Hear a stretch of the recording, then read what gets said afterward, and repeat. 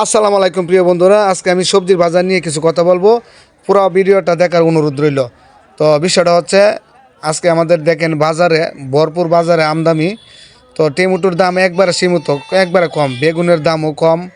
মানে যে কপি ফুলকপির যে বিষয়টা, এটা কিন্তু একবারে মানে মানুষের এই কৃষকরা ক্ষেত বাঙ্গালাইতেছে। মানে এই বাজারে ভাড়া টাড়া দিয়ে এবার তুললে কষ্ট করে আনে, মানে আরও লস হয়। তো আসলে আমাদের এই কিশোরগঞ্জের তারাইলের কৃষকরা অনেক লসের মধ্যে আছে বর্তমান। তো আর অনেক বিভিন্ন ধরনের ক্ষেত নষ্ট হয়ে গেছে আমাদের এই যে কুপশিলের যে ক্ষেত আমাদের এখানে করা হয়েছে, অনেক ক্ষেতই নষ্ট হয়ে গেছে ক্ষীরা ক্ষেত। তো ফুলকপি ক্ষেতও প্রায় নষ্ট হয়, আর যতটুকু আনে তারপর তো একবার সস্তা।